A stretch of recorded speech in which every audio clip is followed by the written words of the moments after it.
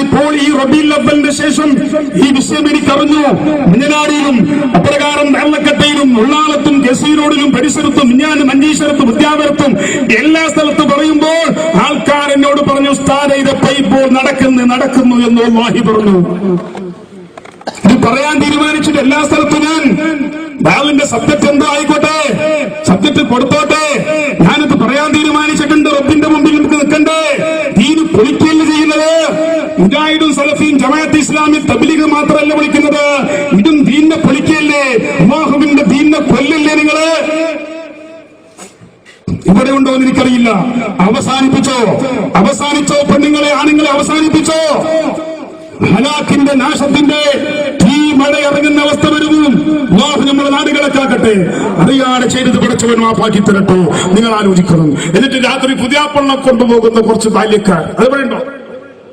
പുതിയാപ്പള ഒറ്റക്ക് വരൂല, പിന്നെ പുതിയാപ്പളിന്റെ ചങ്ങായിമാർ എത്ര 10-40 ചങ്ങായിമാർ ബാല്യക്കാർ ഒക്കത്ത് കൊണ്ടുവരാം.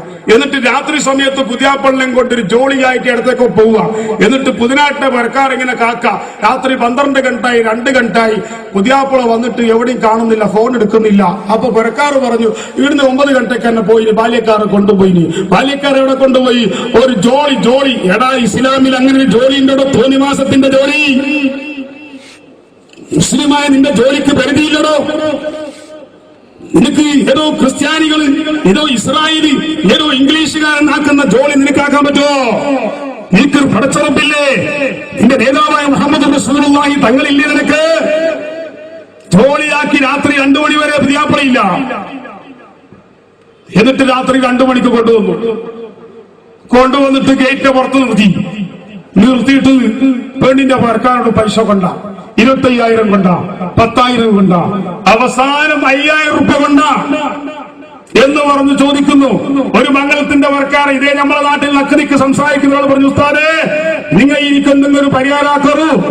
നന്റെ മോക്ക് മംഗലം കഴിയുമ്പോ നാണ് കടം വാങ്ങി കഷ്ടം വന്ന് കൈനീട്ടി എറിഞ്ഞിട്ട് മംഗലാക്കി. ജാവും 2 ഗണ്ടയോളം പുതിയാപ്പളയില്ല.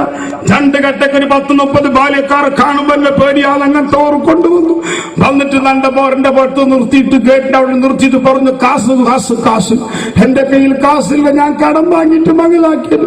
ഞാൻ എന്റെ പുരയിൽ പെഞ്ഞായിരം മുട്ട കേട്ടു നോക്കുമ്പോ പെഞ്ഞായും കയ്യിലില്ലാന്ന് പറഞ്ഞ് കരഞ്ഞു. അവസാനം ഞാൻ പോയിട്ട് പറഞ്ഞു കാശില്ലാന്ന് കരഞ്ഞപ്പോ പറഞ്ഞു പുതിയാപ്പളിനെ തരൂല എന്ന് പറഞ്ഞപ്പോ നമ്മ ബേജാറായി. പുതിനാട്ടിൽ പെണ്ണവിടെ കരഞ്ഞ് മരിച്ച പോലെ കിടക്കുന്നു. പൊരയിലൊക്കെ കണ്ണോക്ക് മരിച്ച പോലെ ഞങ്ങളെ പോര. ഒരു മംഗളത്തിന്റെ പൊരുന്നെ, ബാല്യക്കാരാ, നീ ജോലിന്റെ പേരിൽ ഈ തോന്നിവാസം ചെയ്താല്, അവിടെ നിന്ന് നീ കാശ് വാങ്ങിയിട്ട് തിന്നാല് നിന്റെ പള്ളിയും നിന്റെ കുടലൊക്കെ ക്യാൻസർ വന്ന് മാറി ചത്തുപോകും. അല്ലാഹു നമ്മളെ കാക്കട്ടെ. അല്ലാഹു കാക്കട്ടെ, രക്ഷപ്പെടുത്തി തരട്ടെ. ഇതുവരെ അറിയാണ്ട് വാങ്ങി തിന്നവരാരെങ്കിലും ഉണ്ടോ? അല്ലാഹുവേ നീ കാക്കണേ റബ്ബേ. ഇനി ദേലാലോ പരിപാടിക്ക് ഞങ്ങളെ മക്കൾ പോകൂല. റഹ്മാനെ നീ രക്ഷപ്പെടുത്തണം. നോക്കണം നിങ്ങൾ.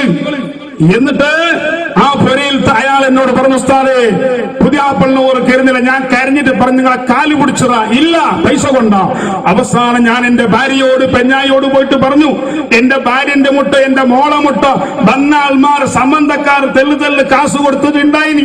അതിനെല്ലാം കൂടി പെറുക്കി എടുത്തിട്ട് 5,000 ആക്കിയിട്ട് എന്റെ കയ്യിൽ തരുമ്പോ എന്റെ പെഞ്ഞായി അവള് ബേജാറായിട്ട് കരഞ്ഞിട്ട് പറഞ്ഞു, നിങ്ങൾ ഇതിനെ കൊണ്ടുപോയിട്ട് കൊടുത്തിട്ട് ഇത് തിന്നാനൊക്കെ ഹലാക്കായിട്ട് ക്യാൻസർ വന്നിട്ട് ചത്തുപോട്ടെ എന്നെന്റെ ഭാര്യ പറഞ്ഞിട്ടാണ് കാശ് തന്നത്.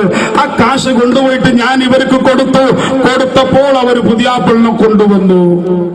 ഈ സമ്പ്രദായം കണ്ണങ്കാറിലുണ്ടോ?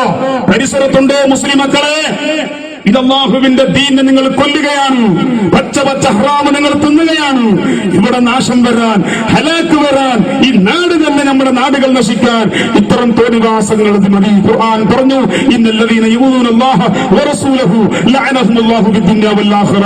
അല്ലാഹുവിനെയും അല്ലാഹുവിന്റെ റസൂലിനെയും ഇടങ്ങാറാക്കുന്നവർ, ദീനിനെ ഇടങ്ങാറാക്കുന്നവർ ലഅനഹുമുല്ലാഹ്, അല്ലാഹു അവർ ലഅനത്ത് ചെയ്തിട്ടുണ്ട്. ഫിദ്ദുനിയ വൽ ആഖിറ. അല്ലാഹു നമ്മളെ കാക്കട്ടെ. എന്റെ പ്രിയപ്പെട്ടവരെ, ഞാൻ നിർത്തുന്നു. നിങ്ങളോട് പറഞ്ഞു വന്നത്, അങ്ങനെ കാശ് വാങ്ങിയിട്ട് പുതിയാപ്പള്ളം കൊണ്ടുപോയി പൊരന്റെ ഉള്ളിലേക്ക് എത്തി. ബെഡ്റൂമിലേക്ക് എല്ലാവരും പോകുന്നു.